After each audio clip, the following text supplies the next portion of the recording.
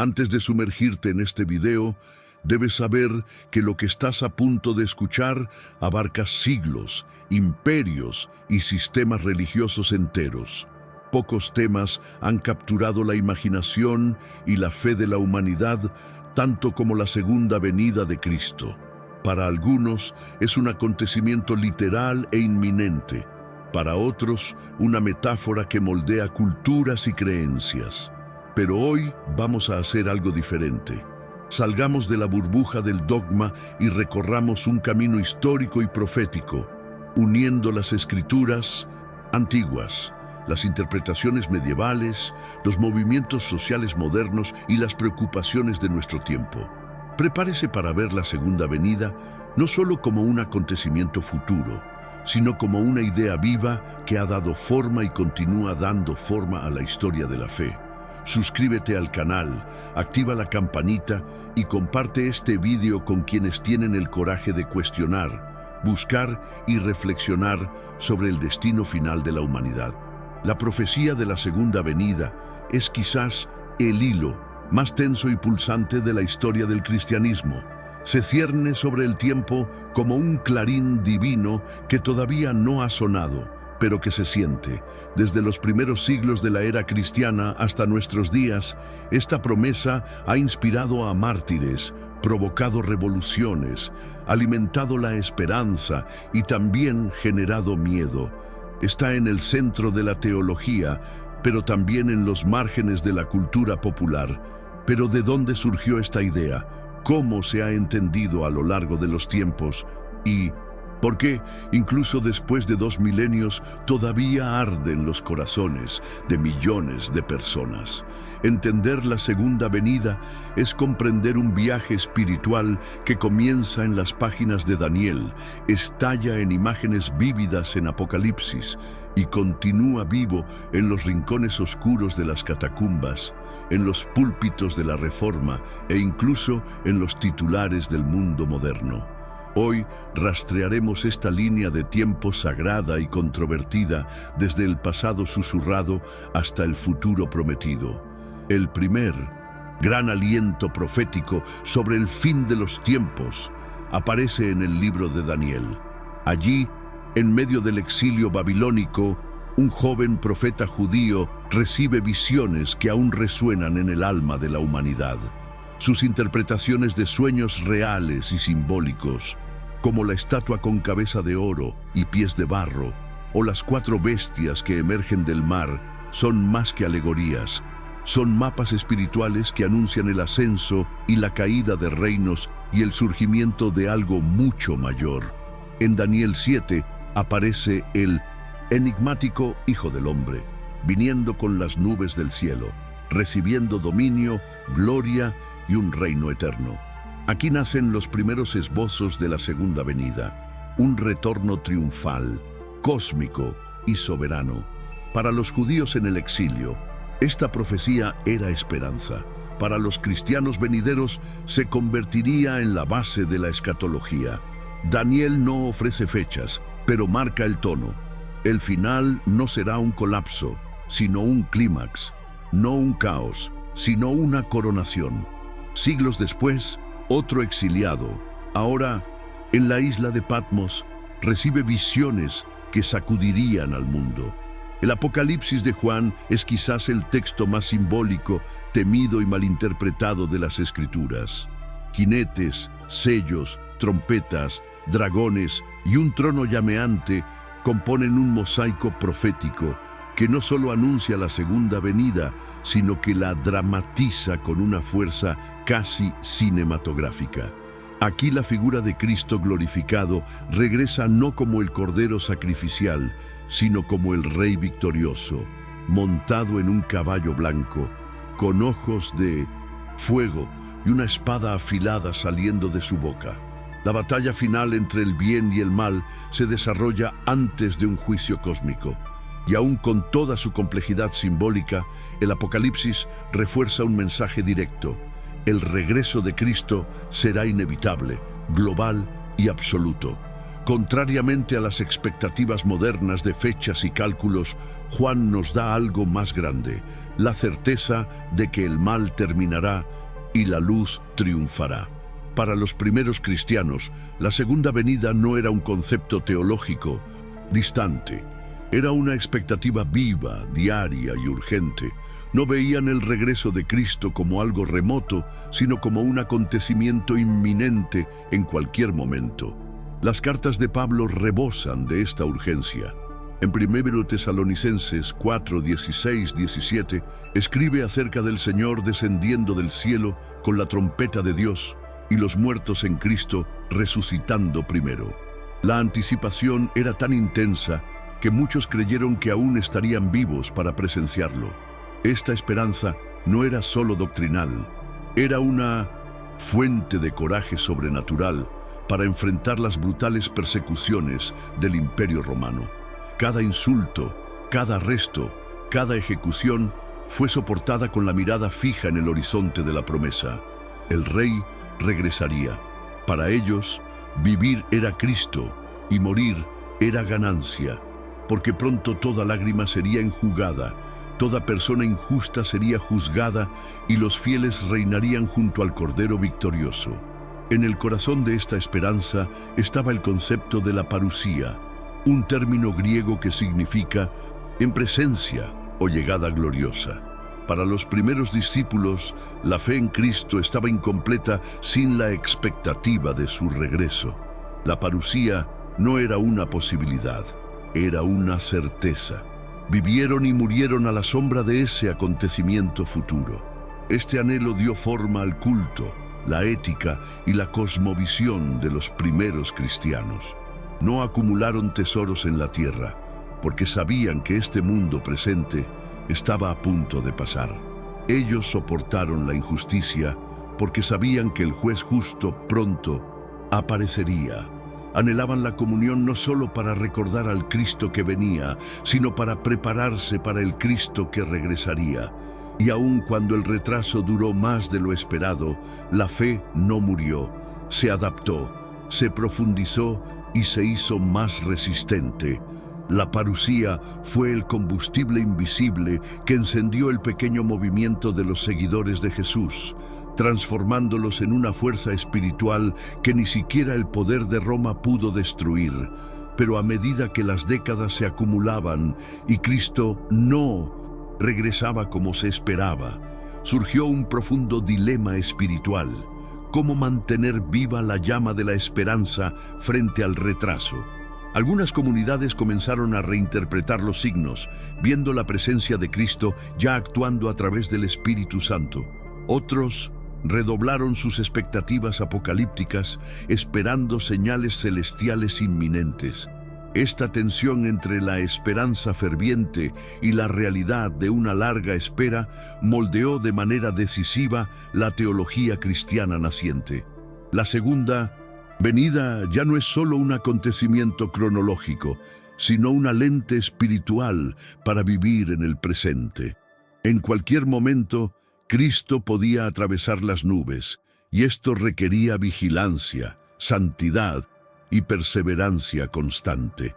Esta tensión también generaría más tarde diferentes escuelas de interpretación sobre cómo y cuándo ocurriría el regreso, debates que darían lugar al premilenialismo, el posmilenialismo y el amilenialismo.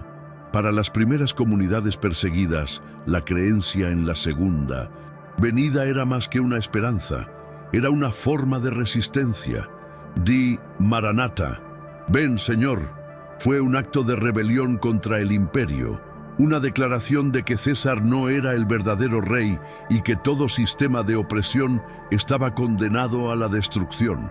La fe en el regreso de Cristo trastornó el orden mundial romano, ofreciendo a los pobres, esclavizados y marginados una visión alternativa de victoria y justicia. Esta visión sostuvo a los mártires ante los leones, sostuvo a las madres que perdieron a sus hijos en la arena, sostuvo a los ancianos que fueron llevados a juicio simplemente por negarse a adorar al emperador.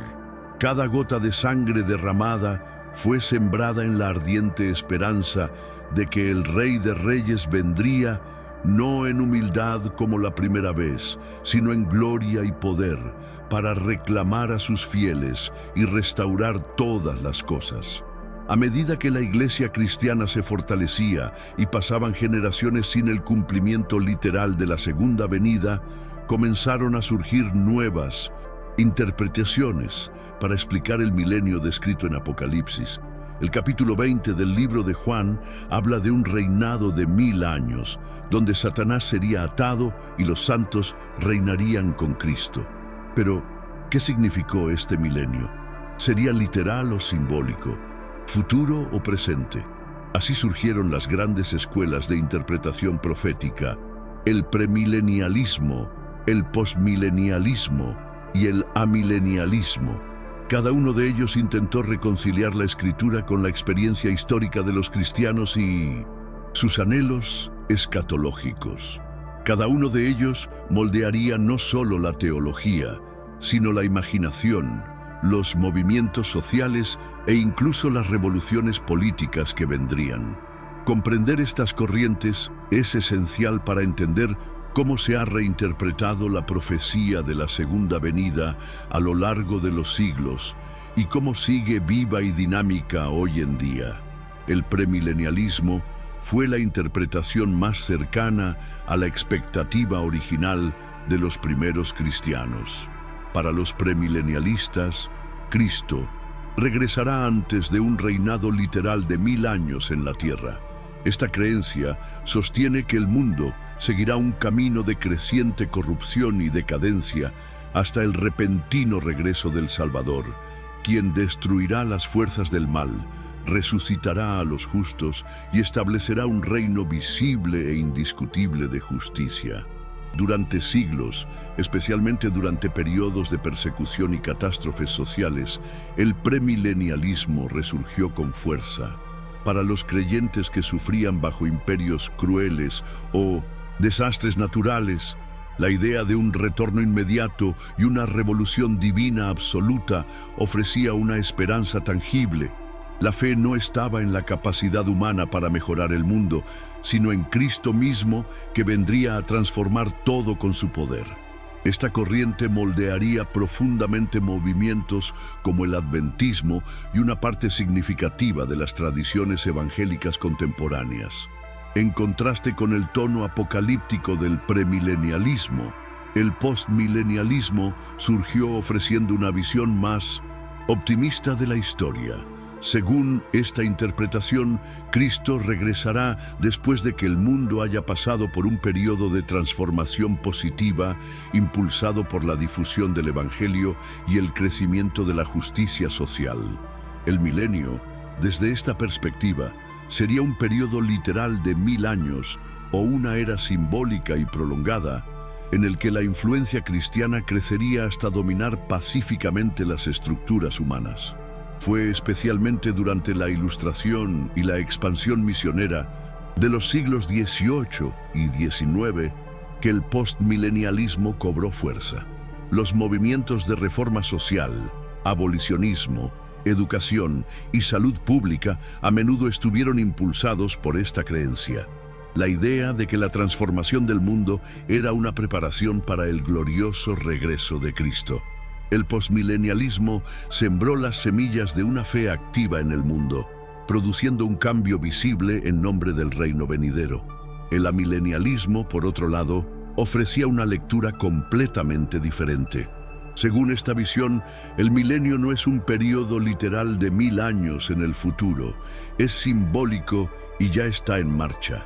Para los amilenialistas, el reinado de Cristo comenzó con su resurrección y ascensión y continúa espiritualmente en los corazones de los fieles y en la vida de la Iglesia.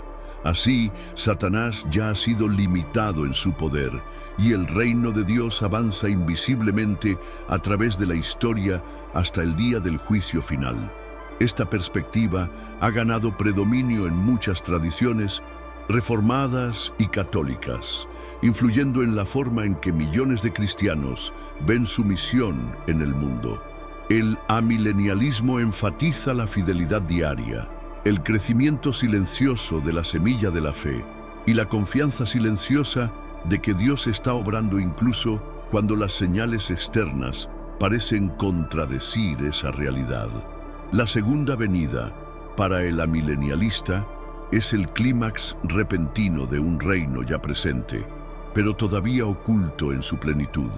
En los primeros siglos después de Cristo, las persecuciones contra los cristianos fueron brutales. Desde Nerón hasta Diocleciano, el Imperio Romano veía a los seguidores de Jesús como amenazas al orden establecido. Fue en este escenario de arrestos, torturas y martirio público que la esperanza en la segunda venida se convirtió en un escudo invisible, un ancla para las almas afligidas. Cada vez que un cristiano era arrojado a las fieras o quemado vivo, la comunidad no solo lloraba, sino que tenía esperanza. Esperaba el triunfo final de Cristo, la resurrección del cuerpo, la restauración de toda injusticia. La espera de la parusía era la fuerza secreta que sostenía a comunidades enteras en las catacumbas y en los templos improvisados. No era solo teología, era supervivencia espiritual. Para ellos, la historia no terminaría con la violencia de los hombres, sino con la gloria de Dios rompiendo el velo de la realidad visible. Esta esperanza ardiente transformó a las víctimas en mártires y a los mártires en testigos invencibles. Con la oficialización del cristianismo en el Imperio Romano, la expectativa de la segunda venida sufrió una mutación. En la Edad Media, la atención se desplazó de la inminencia del retorno a la estructura de la Iglesia. El poder papal y el sistema feudal configuraron una teología en la que la Iglesia era vista como el reino de Dios ya establecido en la tierra. La segunda venida fue entonces relegada al futuro lejano, transformada en un acontecimiento final y simbólico. Pero el miedo al fin del mundo nunca desapareció por completo. Las epidemias, las guerras y las hambrunas reavivaban de vez en cuando la imaginación apocalíptica de la gente. En cada crisis se alzaron voces que anunciaban la proximidad del juicio final. La espera del regreso de Cristo se convirtió así en un ciclo de esperanza y terror, siempre presente en el contexto de la cultura medieval, pintando murales, inspirando sermones y atormentando conciencias. Cuando Martín Lutero clavó sus 95 tesis en la puerta de la Iglesia de Wittenberg, no solo inició una revolución teológica, reavivó la llama de la esperanza apocalíptica. Muchos reformadores veían al Papa como el anticristo mismo y esperaban la inminente destrucción del sistema corrupto que creían que se había infiltrado en la Iglesia de Cristo. La Biblia, traducida a las lenguas vernáculas, permitió a las masas leer directamente las profecías sobre el fin de los tiempos. La espera de la segunda venida se ha vuelto nuevamente urgente y personal. Movimientos como el Anabaptista, por ejemplo, llegaron a formar comunidades que esperaban el regreso de Cristo en cualquier momento, vendiendo sus posesiones y dedicándose a la extrema pureza moral. La Reforma, además de liberar la conciencia religiosa, también trajo de vuelta la visión de un Cristo que no tardaría y de una historia que marchaba rápidamente hacia su clímax final. En los siglos XVIII y XIX, el avance de la ciencia, el surgimiento de nuevas naciones y las revoluciones sociales no extinguieron la esperanza en la segunda venida. Al contrario, la inflamaron de nuevas maneras. Movimientos como el adventismo, el pentecostalismo y otras expresiones del cristianismo renovado reavivaron las expectativas apocalípticas.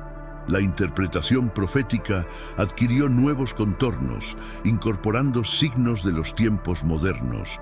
Guerras mundiales, crisis económicas, descubrimientos científicos y transformaciones culturales fueron vistos como preludios del regreso de Cristo. La segunda venida llegó a ser vista no solo como un evento espiritual, sino como una respuesta a un mundo en colapso. El enfoque ya no estaba únicamente en la salvación individual, sino en la restauración cósmica de la creación. En medio de cambios sociales radicales y tensiones políticas globales, la antigua profecía de los apóstoles y profetas cobró nueva vida, mostrando que la esperanza nunca muere, solo se reinventa frente a nuevas amenazas y promesas en la historia humana. Entramos en el siglo XXI en un mundo que los antiguos profetas apenas podían imaginar. Los satélites cruzan los cielos, la inteligencia artificial toma decisiones y las redes globales conectan a miles de millones de personas en segundos. En este escenario de vertiginoso avance tecnológico, la expectativa de la segunda venida no ha desaparecido, simplemente ha adquirido nuevas capas de significado. Hoy en día muchos ven en la rápida evolución de la tecnología y en las crisis ambientales globales señales modernas de que nos estamos acercando a un clímax histórico. El control digital, la dependencia tecnológica y las nuevas fronteras éticas plantean profundos interrogantes sobre el futuro de la humanidad. Algunos ven en esto un eco de profecías apocalípticas, el surgimiento de sistemas globales, el riesgo de deshumanización, la amenaza existencial. La pregunta sigue vigente, ahora más urgente que nunca. ¿Nos estamos acercando realmente al fin de los tiempos? ¿O acaso la segunda venida ocurre también dentro de 1960? Nosotros, moldeando el modo como enfrentamos el futuro desconocido. La globalización ha traído promesas de unidad, pero también nuevas tensiones políticas, religiosas y sociales. Los conflictos étnicos, las crisis migratorias, la inestabilidad económica y el resurgimiento del fanatismo nos recuerdan cada día el oscuro escenario descrito por Jesús en las profecías de Mateo 24, guerras y rumores de guerras, nación contra nación, reino contra reino. En un mundo hiperconectado, las noticias de 1900, desastres, corrupción y colapsos espirituales nos llegan en tiempo real. Esto intensifica el sentimiento de que vivimos en días proféticos, pero también abre espacio para una reflexión profunda. ¿El apocalipsis es solo destrucción o es también revelación? Porque apocalipsis significa ante todo desvelar, revelar lo que estaba oculto. Y tal vez, frente a la fragmentación del mundo moderno, la segunda venida nos invita a revelar algo nuevo. Una fe más viva, una esperanza más arraigada, un amor más valiente. No basta con mirar el cielo en busca de señales. La verdadera preparación para la segunda venida comienza en el corazón. Jesús no solo dijo que estuviéramos atentos a las señales externas, pidió que nuestras lámparas interiores estuvieran encendidas, como las de las vírgenes prudentes de la parábola. En un tiempo de distracciones, materialismo y ansiedad, el llamado es a una constante vigilancia interior, para mantener viva la fe, encendida la esperanza y activo el amor. Pero historia nos muestra que las generaciones que esperaban ansiosamente el regreso de Cristo no se limitaron a esperar, transformaron el mundo que los rodeaba. Fundaron escuelas, hospitales, movimientos de justicia, plantaron semillas de luz en medio de la oscuridad. Quizás el mayor error sería esperar pasivamente un acontecimiento espectacular y dejar que el presente se escape. La segunda venida comienza ahora, en cada decisión de amar, en cada elección de fe, en cada acto de esperanza contra toda desesperanza. La historia de la segunda venida es, ante todo, una historia de esperanza. Una esperanza que ha resistido imperios, sobrevivido guerras y soportado pandemias, revoluciones y transformaciones globales. Una esperanza que no depende de calendarios ni cálculos, sino que brota del encuentro íntimo con Cristo vivo, aquí y ahora. La promesa del regreso de Cristo es más que un acontecimiento futuro. Es una proclamación eterna de que el mal no tendrá la última palabra, que la muerte no, triunfará, y que la luz vencerá a las tinieblas. En tiempos de incertidumbre, esta esperanza es el ancla firme que nos mantiene en pie. No importa cuán oscuro parezca el horizonte, siempre hay una luz creciendo, y esta luz es la certeza de que la historia humana camina hacia la redención final, hacia la restauración de todas las cosas bajo el reinado de un rey que es justicia, verdad y amor. Es cierto, la interpretación de la segunda venida sigue siendo objeto de debate. Cada época, cada cultura, cada comunidad lee las señales a través de la lente de su propia experiencia.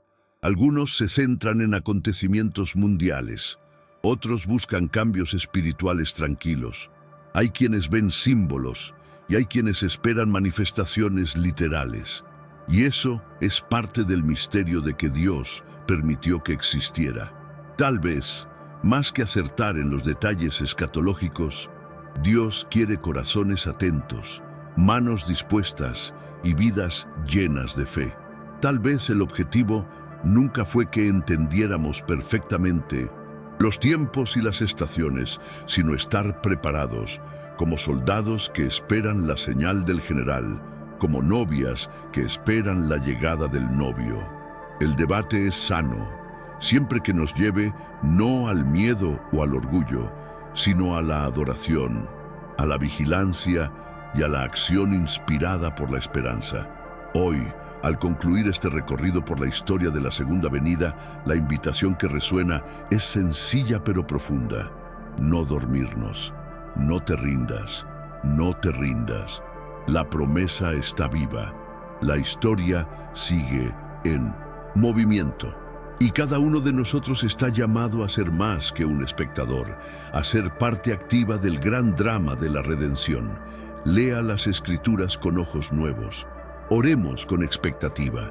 Ama como si creyeras que el Rey ya está en la puerta. Y mantén la llama de la fe encendida, pase lo que venga. Porque al final, cuando suenen las trompetas, será la esperanza, no el miedo, la que encuentre la respuesta.